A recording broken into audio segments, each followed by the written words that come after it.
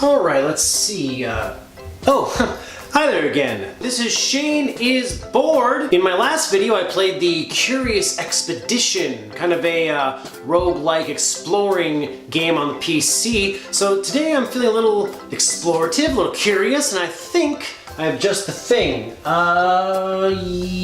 Yes. We're going to be playing Friday by Friedemann Friese, or Friedemann Friese?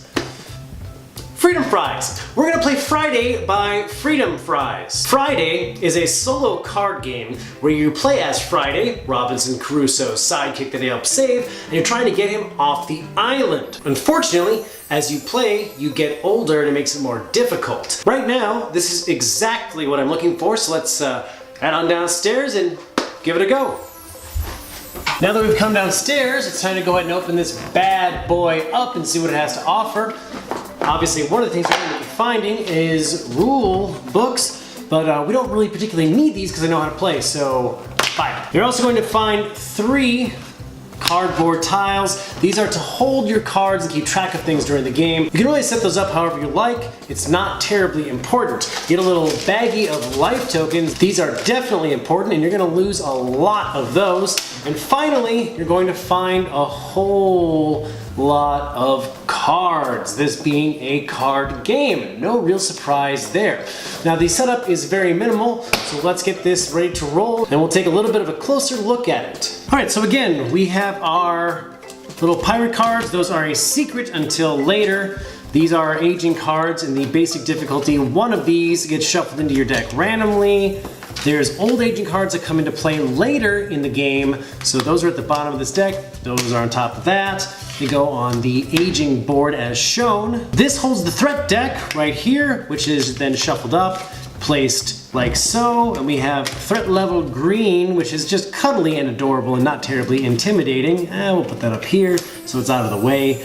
And then you have your board that holds your deck. Again, randomly shuffled. We're gonna put that one awful nasty aging card in there, so it's shuffled in there as well. Now you also start with some life points, or you're taking the liberty of getting this kind of separated out. You have full life and you're gonna need it. So the basic crux of the game is you draw 2 of these threat cards and you choose 1 to encounter and 1 to discard. This one seems a little bit easier. As you can hopefully see, depending on what threat level you're in, it takes an amount of successes or points or whatever it's called. So this one takes 0. The white number here is how many cards you get to draw. So this is a very easy card to get. This card is slightly more difficult since you only get 2 draws and it takes 1, 3, or 6 to encounter. So we're gonna go for this very easy card. This one, let's slide that over a little bit. This one will get discarded. So for every white number on the card, you get to draw a card. Boom! Goes on this side. Now, this is 0, we only need a 0, so that is a success. Yay! This card gets discarded.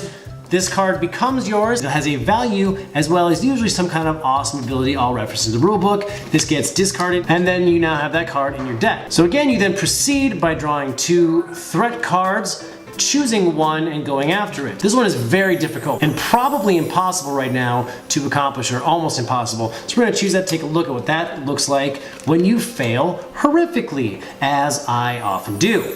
So again, this one allows you to get 4 cards, which is a lot. They pile up on this side. So you draw 1 card, ooh, a -1. That is unfortunate. Now, you don't have to draw up to 4 cards. You can draw up to 4 cards. For the sake of this, we're gonna go ahead and draw more. Oh, this is the aging card I was talking about. This one has the hungry modifier, which means you have to lose some health. We'll do that in a second. So we have another weakness, which is 0, and we have another distractor, which is -1. Clearly this is bad. Now, if you want, you can spend your little figgy life points to draw more cards. I can lose a life, draw an additional card, goes on the right side, and manage for some things. Since we're failing so horrifically, we're really not going to worry too much about that. But let's say we lose. And by let's say we lose, I mean we totally lost because we suck.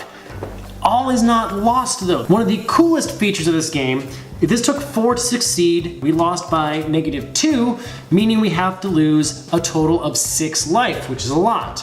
2, 4, and 6. Bye-bye. Here's where things get kind of cool though. You will notice in the upper left-hand corner of these cards, there's a little fig leaf token. Anytime you lose a threat challenge, you can get rid of cards up to their value. Basic cards only require 1 little figgy leaf to get rid of, but the aging cards require 2. These cards are all just awful, by the way. So for 1, 2, 3, 4, 5 life lost, they are permanently removed from the game. Oh, let's go ahead and get those out of there. They're gone. They're out of the game. You don't have to worry about them anymore, which is awesome because now our deck is much leaner and much better. Unfortunately, since this was not accomplished, it goes to the discard pile. You proceed from there. Now, as you go along, the threat levels become more dangerous. Red is the hardest of all, and you're gaining more decks, taking stuff from the aging pile, and hopefully making something meaningful of yourself. For cards with special abilities, you can only use them once. You just rotate them when you use them so they've been used, they are discarded, they come back, and there's quite a few cool abilities. And essentially, that's all there really is to the game. You're just going through challenge after challenge, acquiring cards, getting rid of cards to eventually defeat the 2 pirate cards that are randomly chosen at the start of the game. Now, all this might seem fairly boring, or it might seem like you don't really have a whole lot of choices, but a lot of the choices come in the timing of what you're doing with your deck and how to best proceed from somewhere. You start with those 8 weak cards that are zeros, those -1 modifiers, so it's balancing a lot of your fig leaf little life points to try to get rid of those without dying. If you run out of life, you lose. Didn't mention that, kind of self-explanatory, didn't really think I needed to. But that's where the challenge really comes into play and the choices. Do you go for that juicy, really awesome ability card that's difficult to get? Do you go for the easier ones, although easy, are nowhere near as powerful? And how much are you willing to risk? At its heart, this game is a lot of pressing your luck. It is a lot of small, tactical decisions, and some of the special abilities that you have through the cards that you're using also give you some interesting choices during the game, whether you should or should not use them. The aging cards are a nice foil. They are very difficult. Some of them are very powerful and very hard to work around. So again, trying to get rid of them or just trying to avoid them, because there are ways to avoid cards. This is a great game. I love this game. This is one of my favorite sit-down, play solo games. It doesn't take very long to play. It's not like trying to set up Mage Knight and just like finish that in 30 minutes. Yeah, good luck. This you can actually do in a very brief amount of time, and it's fun. It's an entertaining, fun game. You're dealing with cards. It's inexpensive. Highly recommended. Friedemann Friese did a great job. It's an excellent game. I highly recommend it. Well, that's really all I have for this week. So if you have enjoyed this video, and I hope you did, feel free to subscribe. Come back. I'm trying to put out videos every single week, and we'll have more board games, we'll have more video games. But until I see you next time, game on.